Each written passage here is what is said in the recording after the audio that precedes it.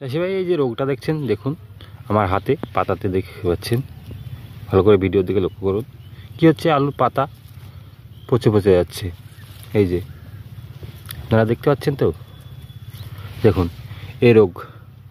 এই আলুটা হারভেস্ট লেভেলের কাছাকাছি চলে এসেছে, তারপরে এই রোগটা লেগেছে। এই রোগটা যদি এখন কন্ট্রোল করা না যায়, তাহলে কিন্তু এতদিন কষ্ট করলাম, যতটা খাটনি করলাম, সেই খাটনিটা সম্পূর্ণ বৃথা হয়ে যাবে। এইভাবে একটা একটা করে পাতায় লাগতে লাগতে গোটা জমিটার সম্পূর্ণটাই ভরে যাবে। তো এখন আমরা এই সময় যদি সঠিকভাবে কন্ট্রোল করতে না পারি, তাহলে আলু গুটিটা সঠিক এসেছে, কিন্তু গুটিগুলো সাইজের হবে না, ভালো হবে না, যার ফলে কী হবে, ফলনে অনেকটাই মার খাওয়া যাবে। তো এই অবস্থায় যদি একটা ছোট্ট স্প্রে করা যায়, তাহলে দেখা যাবে যে রোগটা কন্ট্রোলে থাকবে, গাছটা কিছুদিন টিকে থাকবে এবং আমরা এ থেকে কিছুটা ফল পাবো। তবে এই গাছটার ক্ষেত্রে নয়, আরও বাকি গাছগুলো দেখাই। বাকি গাছগুলোও দেখুন ছোটো ছোটো ছোটো ছোটো ছোটো সব ছোপ ছোপ ছোপ আকারে লেগে গেছে। ভিডিওর শুরুতে আমি আপনাকে দুটো রোগ সম্পর্কে দেখালাম। এই রোগ দুটো আলুর জমিতে এখন মারাত্মক আকারে লেগে গেছে। আলু প্রায় হারভেস্ট লেভেলের কাছাকাছি চলে এসেছে। এই সময় যদি আপনারা এই রোগ দুটোকে কন্ট্রোল করতে না পারেন, তাহলে আলুর সাইজটা সঠিক হবে না এবং আলু ওজনটা ভালো ধরে পাবেন না। ফলে কী হবে, আপনি ফলনে মার খাবেন। এছাড়া আর একটা মারাত্মক মহামারীর মতো রোগ লেগে থাকে, সেটা হচ্ছে যে ডাঁটা পচা। ডাঁটা পচা যদি আপনার জমিতে লেগে যায়, তাহলে কিন্তু আপনার 4-5 দিনের সমস্ত জমিটাকে একবারে নষ্ট করে দেবে, মহামারীর মতো শেষ করে দেবে। তো এই রোগটাকেও আপনাকে কন্ট্রোল করতে হবে। এখন হচ্ছে এই ওয়েদারে মারাত্মক আকারে এই রোগটা আক্রমণ করছে, তাই আপনাদেরকে সতর্কভাবে, ভালোভাবে আপনাদেরকে সতর্ক থেকে কয়েকটি স্প্রে করে আপনাদেরকে এই রোগটাকে কন্ট্রোল করতে হবে। তো চলুন আজকের এই ভিডিওতে জানি এই সমস্ত রোগগুলো সম্পর্কে। আসসালামু আলাইকুম ভিউয়ার্স, পুরো ভিডিও জুড়ে আমি ইলিয়াস, আর আপনারা দেখছেন কৃষি বিষয়ক ইউটিউব চ্যানেল ফার্মার্স ফ্রেন্ডস।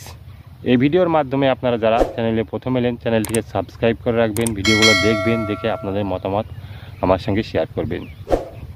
সর্বপ্রথমে আমি যে রোগটির কথা আপনাদেরকে বললাম, সেটা হচ্ছে যে পাতার উপরে কালো কালো ছোপ ছোপ ছোপ ছোপ হয়ে গোটা জমিটাই ভরে যাচ্ছে, আস্তে আস্তে নষ্ট হয়ে যাচ্ছে।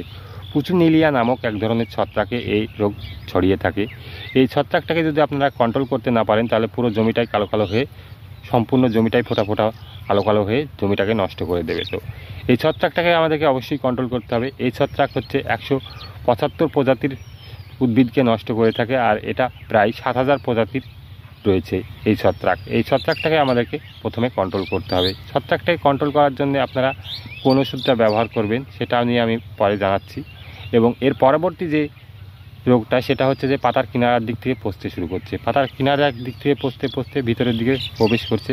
প্রথমে গোড়ার পাতাগুলো লাগে, পরের দিকে দেখা যায় যে ওপরের পাতাগুলো সম্পূর্ণ নষ্ট হয়ে যায়।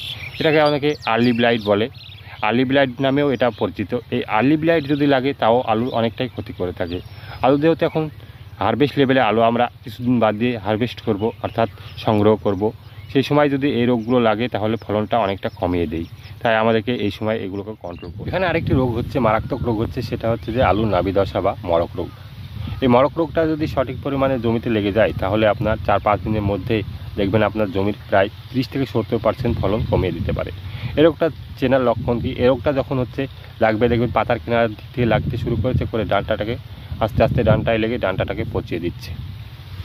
ডাঁটাটাকে যদি পচিয়ে দেয়, তাহলে কি হয়, আলু যে রোড সিস্টেম যেটা থাকলো, আলুর ডাঁটাটা পচে গেলে মাটি থেকে যে সমস্ত খাদ্যগুলো আলু পাতায় নিয়ে গিয়ে খাবার তৈরি করার জন্য পৌঁছায়, সেই রুটটাই নষ্ট হয়ে গেল।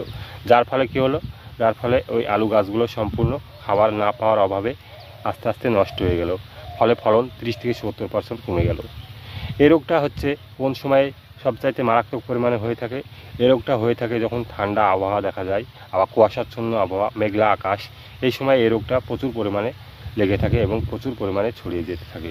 এই রোগটা যদি সঠিকভাবে নিয়ন্ত্রণ করতে না পারা যায়, তাহলে কিন্তু আলুর ফলন কমবে।